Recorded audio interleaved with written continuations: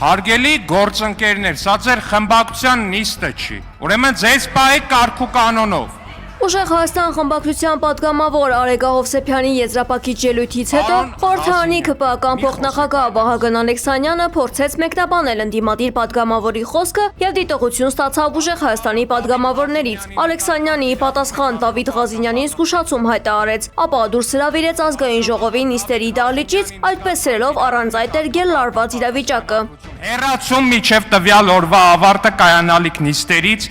Զրկելով այդ ընթացքում դահլիճում ներկա գտնվելու իրավունքից։ Դուրս եկեք դահլիճից, պարոն Ղազինյան։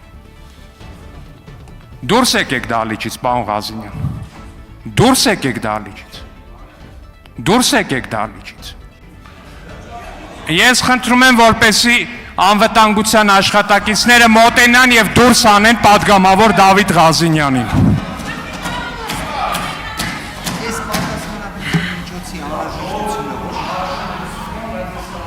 Շատ լավ, իրենք ինքը դուրս է գալիս, ինքը դուրս է գալիս, ինքը դուրս է գալի։ Հարգելի գործընկերներ, ինքը դուրս է գալի, թողեք դուրս գա։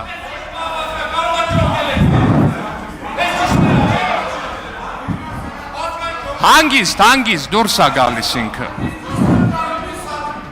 Ասում եմ դուրս է գալի հանգիստ։ Ղազինյանի հետ նախ նիստերի դահլիճը, ապա ազգային ժողովի շենքը լքեցին Ուժեղ Հայաստանի բոլոր պատգամավորները։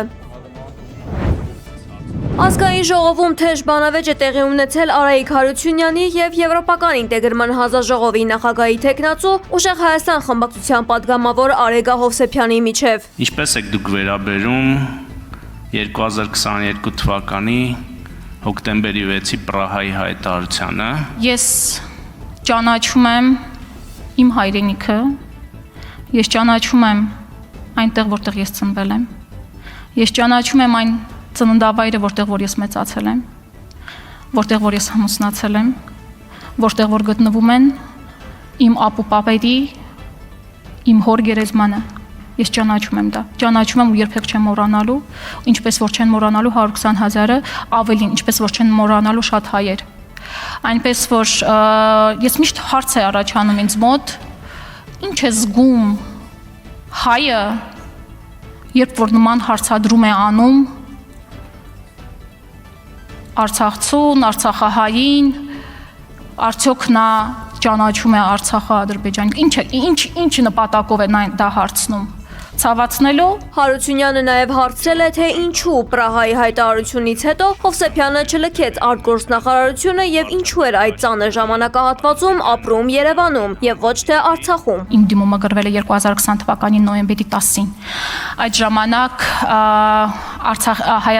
Հայաստանի արտաքին քաղաքական գերատեսչության կողմից նաև իմ համոզմունքներով որոշեցի սպասել ընտրություններին, որովհետև իմ սխալներ երևի, որտեղ մտածում եմ 21 թվականի ընտրություններից դուք հեռանալու եք։ 21 թվականի ընտրությունները եղան, դուք մնացիք։ Եվ 21 թվականից հետո ես գնացել եմ երեխայի խնամքի արձակուրդի։ 21 թվականից մինչև 23 թվականը ես չեմ աշխատել արտաքին գործերի նախարարությունում, ես մեծացնում էի իմ բալիկին, մեծացնում էի Արցախի մասին հիշողություններով, դիմումս գրել եմ 2023 թվականին լինելով դեռևս երեխայի խնամքի արձակուրդում, մեկ տառ անգամ, մեկ նախադասություն անգամ չեմ գրել ձեր, չեմ աշխատել 21 թվականից ձեզնից հետո։ Իսկ ինչու է Երևանում, ճիշտ եմ հասկանում ձեր հարցը այն էր, որ ես պիտի մնայի Արցախում եւ զոհվեի։ Շնորհակալ եմ։ Հայաստանը պետք է ընդօրինակի եվրոպական պետական ինստիտուտների մոդելները, սակայն զերծ մնա Եվրամիության քաղաքական կառույցի մեջ մտնելուց եւ տարածաշրջանային բախումներից։ Խորհրդարանից ասել է Ուժեղ Հայաստան խմբակցության ղեկավար Նարեկ Կարապետյանը, որպես արտաքին քաղաքականության եւ տնտեսության ճիշտ զարգացման օրինակ, նա մատնանշել է Նորվեգիայի, Շվեյցարիայի եւ Մեծ Բրիտանիայի փորձը։ Այս երկրները, Շվեյցարիան, Նորվեգիան, իրենց օրինակներով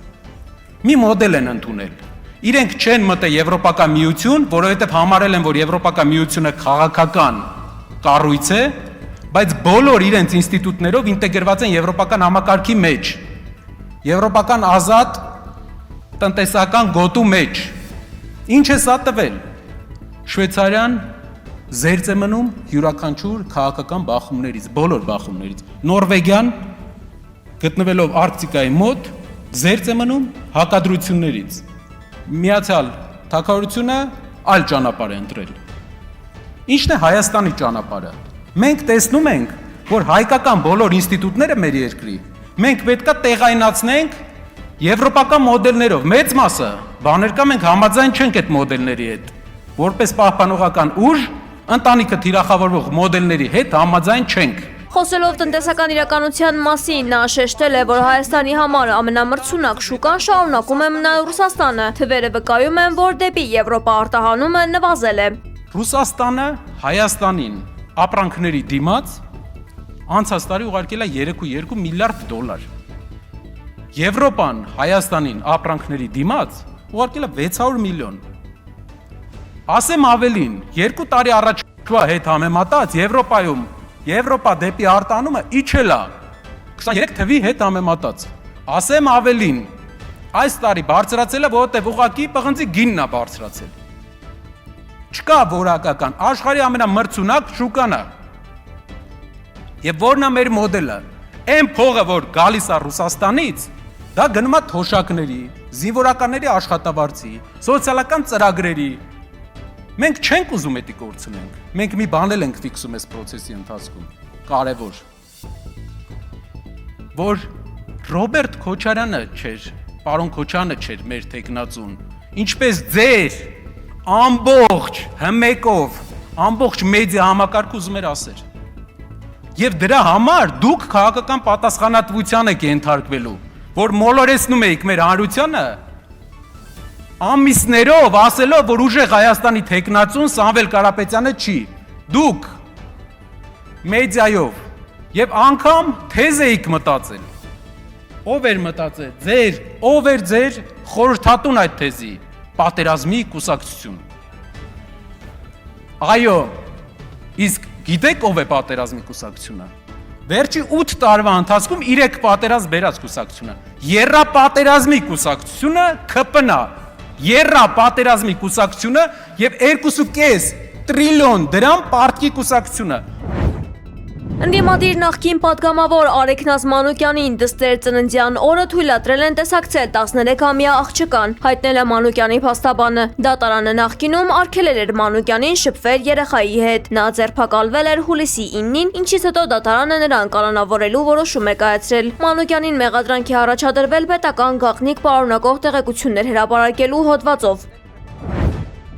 ԵՊՀ պատմության ֆակուլտետի հայոց պատմության ամբիոնի վարիչ Էդիկ Մինասյանը օգտագործելով իր պաշտոնեական լիազորությունները կաշառք է ստացել։ Մինասյանը դիգիրեր չէ, հետո համասարի դասախոս, չեցնելով փորած դիմություններ, ճաշնասպասը բավարար մասով է, այլոք պատասխանը կտամ, հանձնաժողով։ Դրանց եկավ ասած 5000 դոլար այդքան դինի, բայց ասեց որպես դու 4000։ Ըստ հակակոռուպցիոն կոմիտեի մեղադրանք է ներկայացվել խոշոր չափերով կաշառք ստանալու համար, որպես խափանման միջոց կիրառվել է տնային կալանքը։ Արարատի մարզում 18-ամյա աղջկան փախցրած 30-ամյա տղան ձերբակալվել է։ Ոստիկանությունից հայտնել են, որ օգոստոսի 16-ին առավոտյան ժամը 10-ի սահմաններում Վերին Դվին գյուղի բնակիչ 4 երիտասարդ Աբուլ Ֆարաջի փողոցում գետին են գցել 39-ամյա կնոջը եւ առևանգել 18-ամյա աղջկան։ Ռուսաստանն ու Ուկրաինան փոխադարձ հարվածներ են հասցրել, վնասվել են բնակելի շենքեր եւ այլ ենթակառուցվածքներ, փլատակներից մարդիկ են դուրս բերվել, որոնողական աշխատանքները շարունակվում են։ ՆԱՏՕ-ն բազմաթիվ կործանիչների եւ հետախուզական ինքնաթիռների ներգրավմամբ խոշոր օդային գործողություն է սկսել Ռուսաստանի Կալինինգրադի մարզի մոտ։ Դաշինքն այս քայլին գնացել է ի պատասխան Ռուսաստանի վերջին գործողությունների, որը Բալթիկ ծով է տեղափոխել գերձայնային զենքով ռազմանավեր եւ ռազմական բեռներ, հավանաբար նաեւ անօդաչու թռչող սարքեր։ Այս ամենի հետևանքով Բալթյան տարածաշրջանում լարվածությունն ու ռազմական ակտիվությունը գնալով աճում են։ Իսպանացի կիսապաշտպան Ռոդրին պաշտոնապես տեղափոխվել է Բարսելոնա, ավարտելով իր 7-ամյա մրցելույթները Մանչեսթեր Սիթիի կազմում։ Նորակումբի հետ պայմանագիր է նախատեսված է մինչև 2030 թվականի հունիսը։ Ֆուտբոլիստը շնորհանդեսին ներկայացել է Ռոդրիգո 2030 գրությամբ մարզաշապիկով։ Նրա խոսքով տեղափոխությունը շատ կարևոր եւ նոր փուլ է մարզական կարիերայում, չնայած այլ ակումբներից ունեցած առաջարկներին, քանի որ իր գլխավոր ընտրությունը հենց կատալոնական ակումբն էր։ պատժին գրավել է ակումբի ֆուտբոլային փիլիսոփայությունն ու մեծ ներուժը, քանի որ Բարսելոնան թեև վերջին տարիներին 2 անգամ անընդմեջ նվաճել է Իսպանիայի չեմպիոնի տիտղոսը, դեռևս 2015 թվականից փնտրում է Չեմպիոնների լիգայում իր բաղձալի հաղթանակը։